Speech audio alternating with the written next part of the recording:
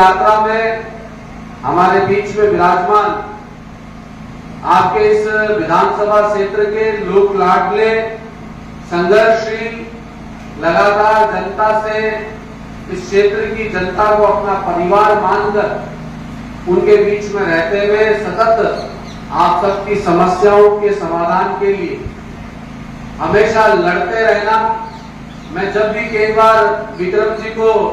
जयपुर में हम देखते हैं तो सचिवालय में कभी इस मंत्री के यहाँ, कभी मुख्यमंत्री जी के यहाँ, कभी उप मुख्यमंत्री जी के यहाँ मेरे नवलगढ़ के लिए ये, मेरे नवलगढ़ के लिए ये, मेरे नवलगढ़ के लिए ये,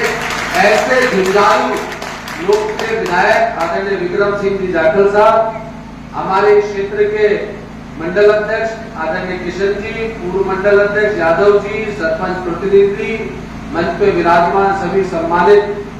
इस क्षेत्र के सभी सरपंचगण, मेरे सामने विराजमान सभी युवा तरुणाएं, मातृशक्ति, पिता तुल्य बुजुर्गों, आप सबको इस रथ यात्रा के माध्यम से अभी एक प्रदर्शनी भी दिखाई होगी। हमारे आने से पहले एक पूरा वीडियो प्रदर्शनी पिक्चर चली होगी, कार्यक्रम किया होगा, आपको राजस्थान में चलने वाली तमाम योजनाओं की जानकारी दी है। मुझसे पहले के तमाम वक्ताओं ने आपको सारा विषय बताया। राजस्थान में किस तरह के हालात हैं, किस तरीके से राजस्थान की भजनलाल जी की सरकार इस राजस्थान प्रदेश को एक अग्रणी प्रदेश बनाने की दिशा में काम कर रही है, ये सारी बातें आदरणीय एमएलए साहब ने आपको बताई। बंधुओं, मैं उन सब बातों को ना दोहराते हुए और ना ही भाषण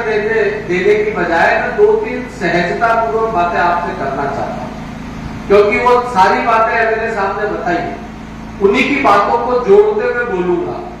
एमएलए साहब ने आपको एक बात बताई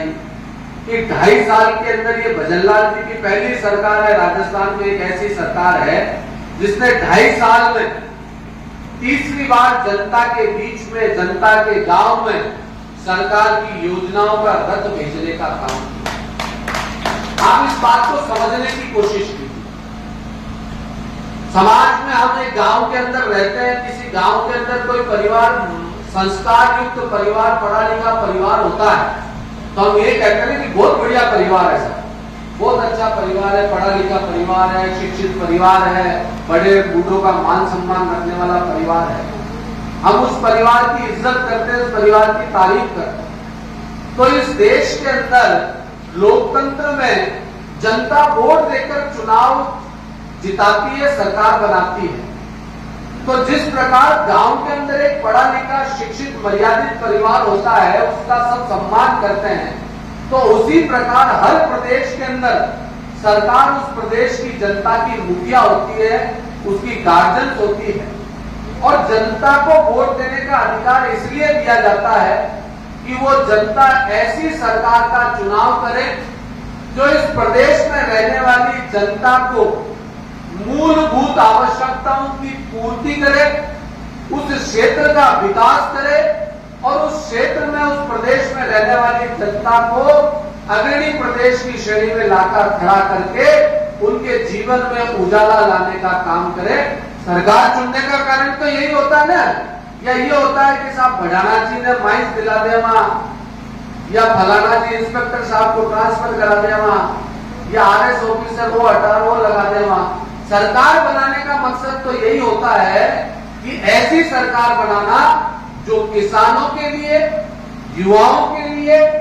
महिलाओं के लिए, मजदूरों के लिए ऐसी योजनाएं बनाए जिन योजनाओं का ज्यादा से ज्यादा उस प्रदेश का किसान, उस प्रदेश का युवा, उस प्रदेश का मजदूर और उस प्रदेश की मातृशक्ति उसका लाभ ले सके और उसका लाभ लेकर वो अपने जीवन में प्रगति कर एक सुखी और संपन्न जीवन जी सके। इसके लिए हम एक ऐसी सरकार का गठन करते हैं। बंधुओं, भजनलाल जी शर्मा साहब की सरकार को 2.5 वर्ष हो गए। पिछले 2.5 वर्षों को अगर हम देखते हैं तो जैसा जाखल साहब ने कहा, ये तीसरी बार रथ आपके बीच में आया। जब कोई सरकार तीसरी बार मात्र 2.5 साल में जनता के बीच में सरकार की योजनाओं का रथ और सरकार के कर्मचारियों को पाबंद कर गांव में भेजने की मंशा रखती है, गतिविधियां इस प्रकार की करती है, तो उसके पीछे सरकार की मंशा सरकार का प्रचार करना नहीं,